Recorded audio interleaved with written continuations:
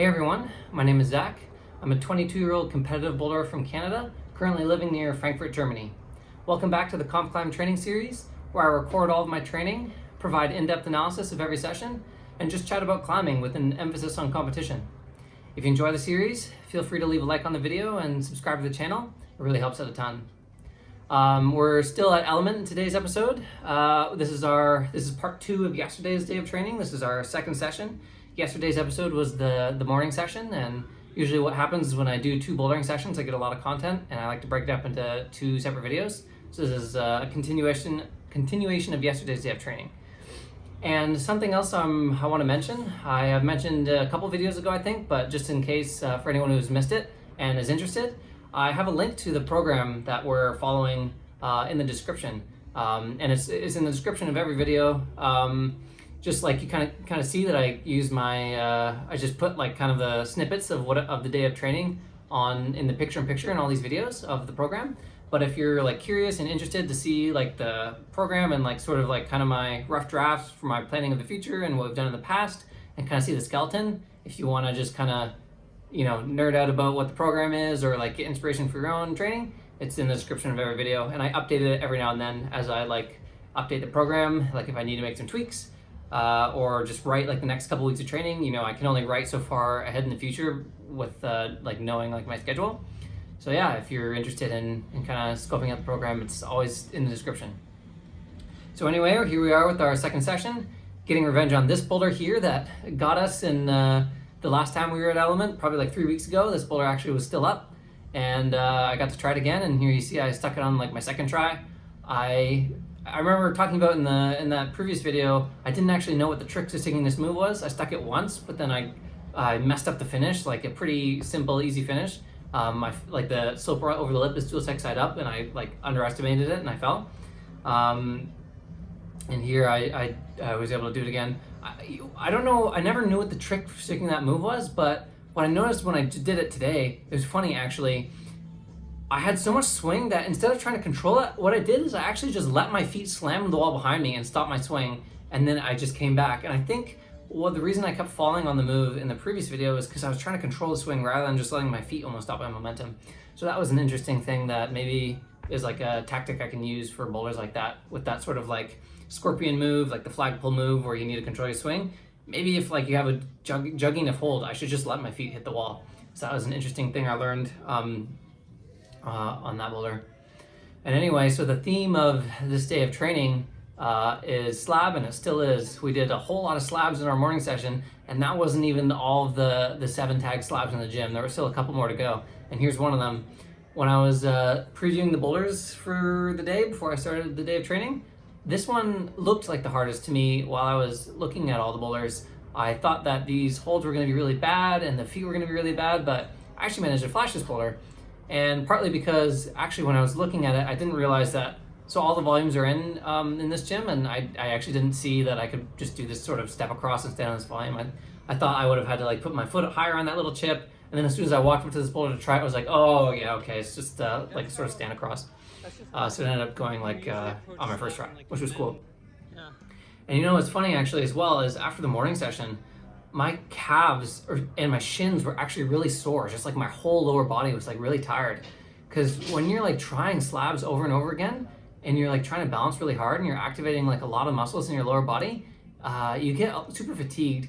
And this is something that I find is often overlooked actually in bouldering and in competitive bouldering as well, is that foot energy and like calf energy is a thing. And people often, you'll see people sort of rapid fire attempt slabs in competition or even just in training. It's kind of like a sort of classic mindset. It's like, oh, it's just a slab, I'm not getting tired from trying a slab, I'm barely squeezing at all. But balancing really hard and balancing at your maximum capabilities is exhausting for your lower body. And you'll find, like, if you just have the slightest amount of fatigue in your calves and your shins, you're not going to have as much balance. Like your body won't just be able to activate enough muscles to kind of keep your body stable. Because like let's say you balance on one leg and you balance on your foot, right? Just like on the ball of your foot as well. That's not nothing. You're activating a lot of muscles to do that.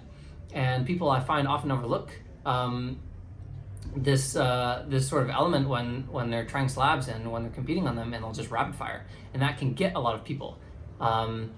Sure, it works in some cases. Like, an advantage of rapid firing attempts can be that you'll have muscle memory right fresh in your mind, and I do actually recommend it sometimes, because sometimes you might not necessarily know how to do a move, but if it's right fresh in your mind, your body will have a better memory of it, kind of like the self-2 that I've been talking about in some previous videos. So there is merit to that sometimes, but it's like, you gotta find the best of both worlds, and you gotta find the sweet spot. Every now and then you should rapid fire, but what happens sometimes is you can actually rapid fire a couple attempts, like maybe let's say you double take a boulder or you triple take a boulder, and your body like really hammers that muscle memory into your mind, like really deep and good. Then what you should do is you should rest for a minute, and so that way you've given your body the chance to learn that move a couple times, and so it's right in your brain.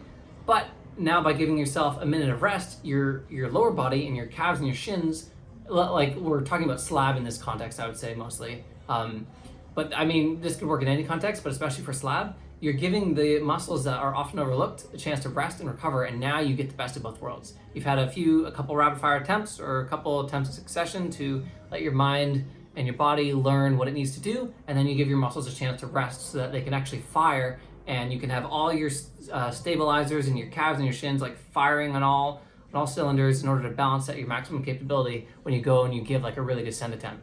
And that's kind of like sort of a strategy that I'll use. Like, let's say I'm doing a competition and I got my 5 minutes to try boulder. Like, maybe I kind of give the slab like let's say I fall pretty quick. Like, of course I'm always going to try the flash of boulder, but if it looks like maybe it's like a bit low percentage or something, I might give 1 or 2 feeler burns like right away, and then I'll say, okay, I kind of learned what I need to do there, and I'll go and I'll rest for a bit to let myself freshen up, let my lower body freshen up, and then I can really give a send attempt. That being said, you should always try to flash for boulders. It's always like kind of these ideas that I give, these sort of like tips and tricks and like strategies for competing or trying boulders like this. We got to remember that these are always going to be tools that you can use. Any of these ideas or topics that we talk about, they're always tools that you can use and things that you can try, and maybe sometimes they'll work and sometimes they won't. Nothing is ever a rule of thumb, and nothing is ever the be-all, end-all right way to do something.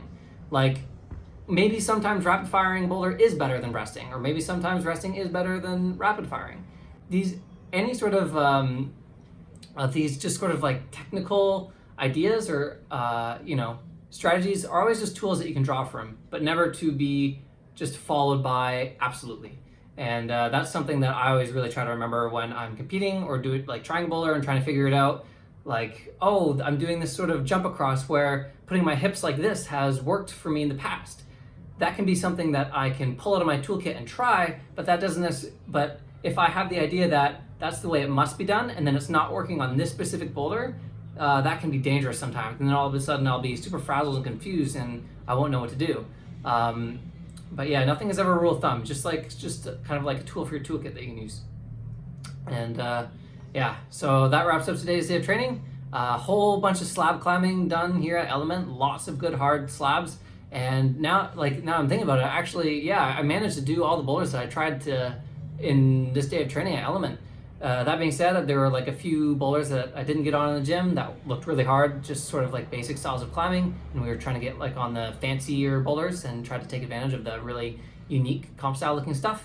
But yeah, like I find this gym as well, Element, is usually with this style of boulders, it's a little bit softer. All these sort of comp style boulders I usually will send within a few tries.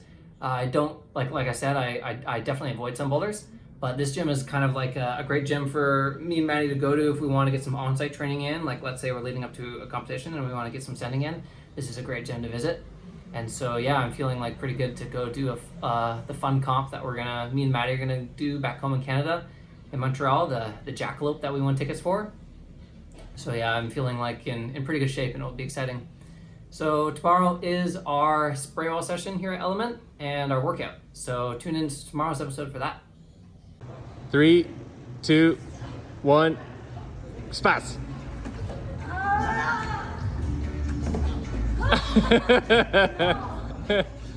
Zach just skipped the climb.